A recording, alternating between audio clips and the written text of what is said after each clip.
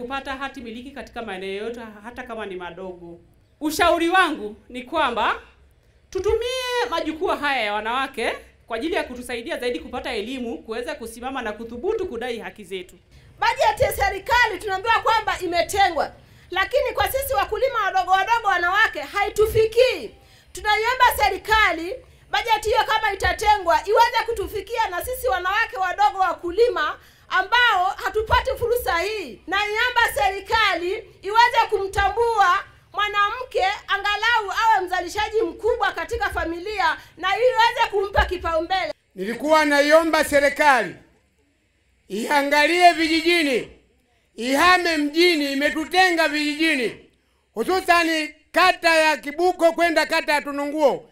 Katikati hapo ndipo tulipo sisi, kijiji cha Ruholore. Hatuuzi matunda yetu kama vile machungwa, miwa, mpaka msimu unakwisha na matunda yale yanapakatika kwa sababu ya miundombinu ya barabara hatuna. Tunatakiwa wakina mama tuwe na nguvu ya pamoja. Tunapofika kwenye mikutano ya vijiji vyetu, tuulize maswali, tuwaone viongozi wetu. Lakini wakina mama tumekuwa waoga sana. Unakuta mikutano wanajaa kina baba. Wakina mama tunakuwa nyuma na ndio maana hatusikilizwi. Lakini tukiwa na nguvu ya pamoja, tukijenga nguvu ya pamoja, tufike kwenye mikutano, tunyoshe mikono, tupaze sauti zetu. Jamani, tunadai matunda yetu, hatuna mahali pa kuuzia. Masoko ni machafu. Tunahitaji kumiliki ardhi. Ninadhani viongozi wetu wakishajua sisi tuna nguvu ya kuzungumza, hawawezi kutuacha kutusaidia. Tatizo kubwa, nyinyi hamna ujasiri wa kutosha.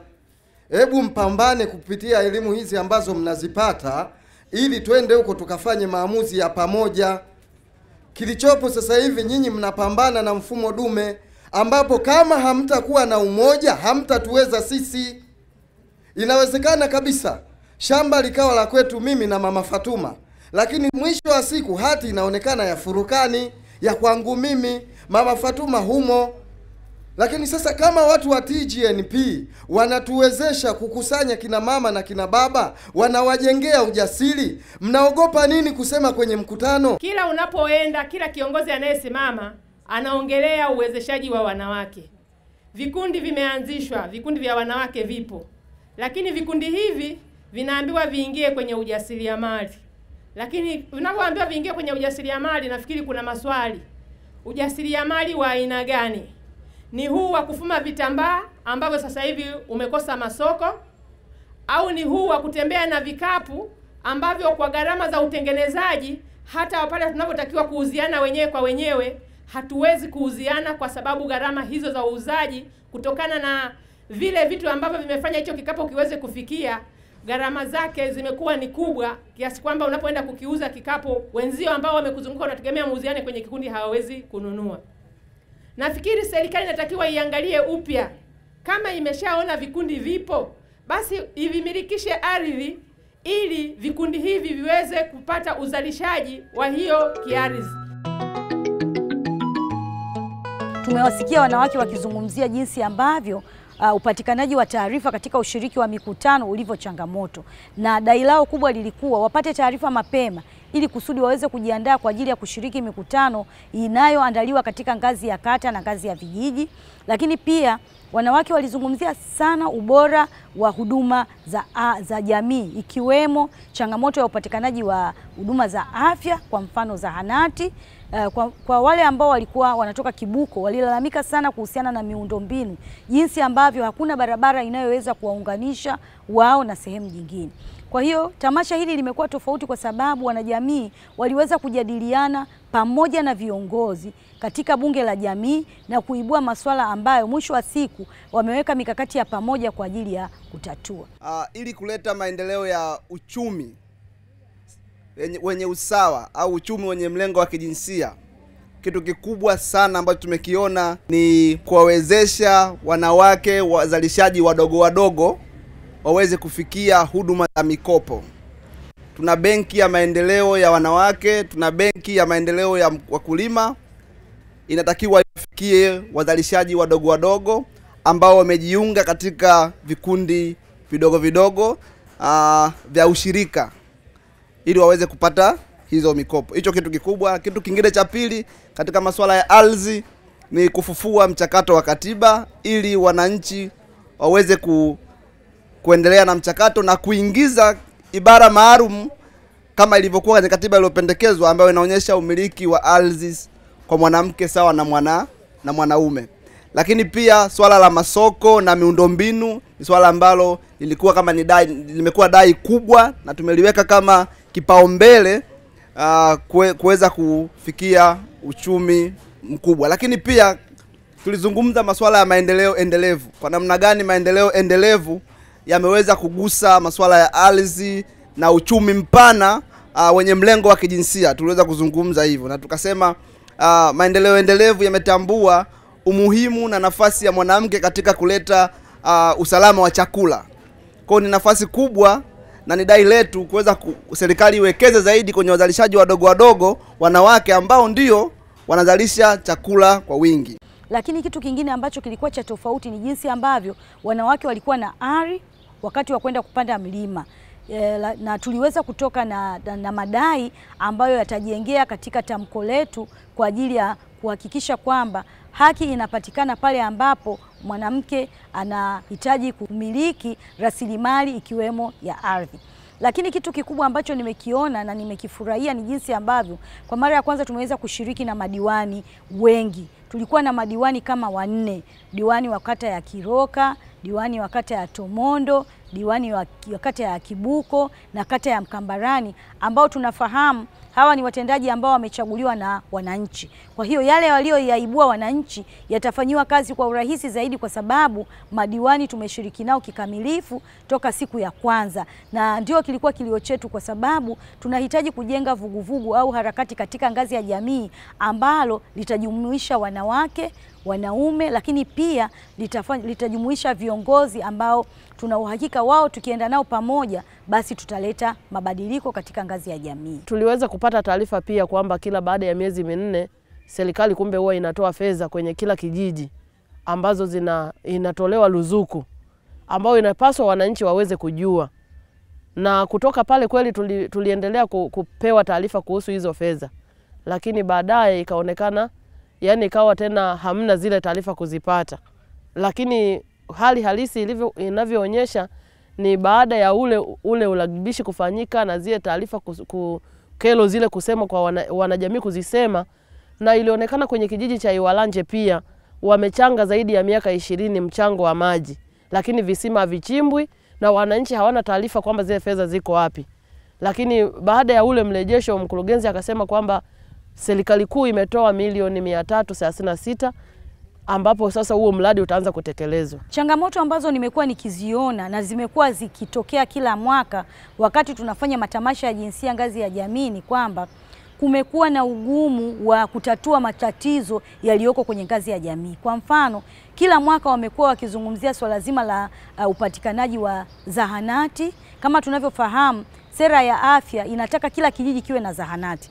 Lakini mpaka sasa, kwa mfano kule Mbeya, kuna vijiji ambavyo havina zahanati na wanawake wanatembea zaidi ya kilomita 15 kwenda kufuata huduma. Lakini pia changamoto ya maji ni kubwa, imekuwa ikiibuka kila tunapofanya tamasha la jinsia ngazi ya jamii. Kule Mshewe tuliona jinsi ambavyo wanawake walikuwa wanapata shida sana ya maji, na mpaka sasa huu karibu ni mwaka wa 4 bado changamoto ile haijatatuliwa. Lakini tulikuwa na changamoto pia ya elimu pale ambapo watoto wa kike wamekuwa wakitembea muda mrefu kwa ajili ya kwenda shuleni na wanaishia kupata ujauzito njiani.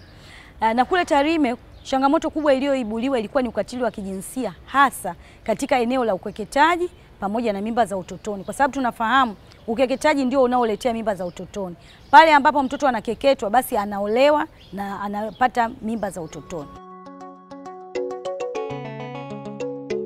Wadau wakubwa katika harakati hizi Pure Action Aid wamekuwa mstari wa mbele.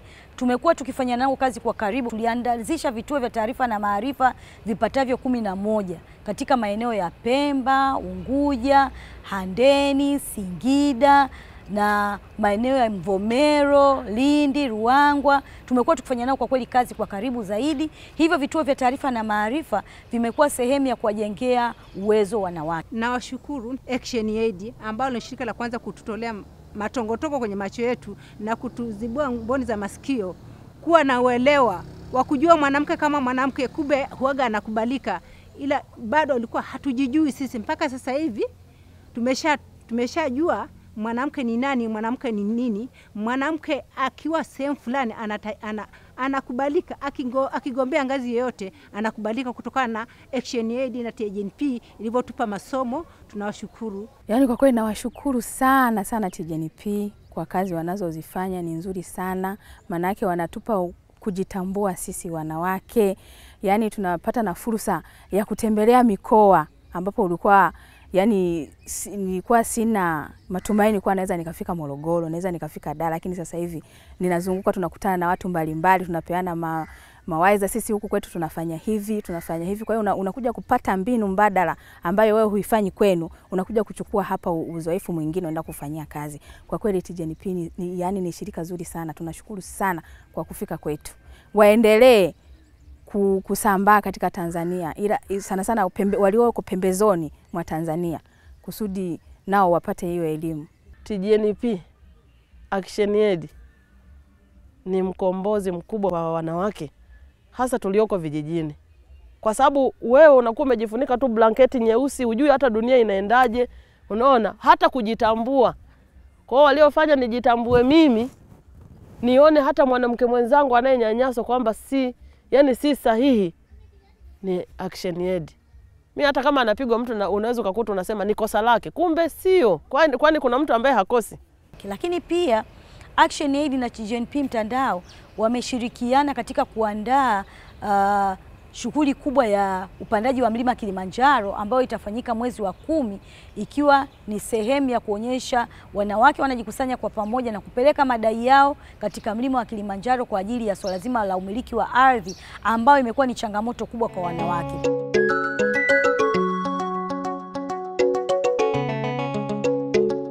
Kama sehemu ya kuhitimisha haya madai ya wanawake kwenye masuala ya ardhi, wanawake hawa watapanda mlima Uluguru ambako ni kama ishara ya kwamba wanaweza, ndio maana wameweza kupanda mlima, lakini pia kupaza sauti kwamba wafanya maamuzi na wadau mbalimbali wanaohusika na swala la haki ardhi kwa wanawake wa pembezoni waweze kusikia. Kwa juu ya mlima ina ishara ya kwamba sauti iende mbali zaidi. Wale ambao watakuwa wanakwenda kupanda mlima Kilimanjaro, kuna mambo ya kujiandaa kimwili, kwa sababu ni zoezi ambalo linahitaji mazoezi. Angalau wewe unatembea hata kwa muda wa saa 1 kwa siku, kwa sababu unatakiwa utengeneze pumzi zako vizuri. Mwambie daktari kwamba unafanya maandalizi kwenda kupanda mlima Kilimanjaro, kwa hiyo wakucheki afya yako na wajue kama uko salama. Kitu tunachokwenda kukifanya leo mlima Uluguru ni maandalizi kuelekea Kilimanjaro. Na kwa nini Kilimanjaro? Wanawake tuna matatizo mengi yanayohusiana na masuala ya ardhi. Tunataka mabadiliko kulingana na hayo maazimio ambayo tumeandaa.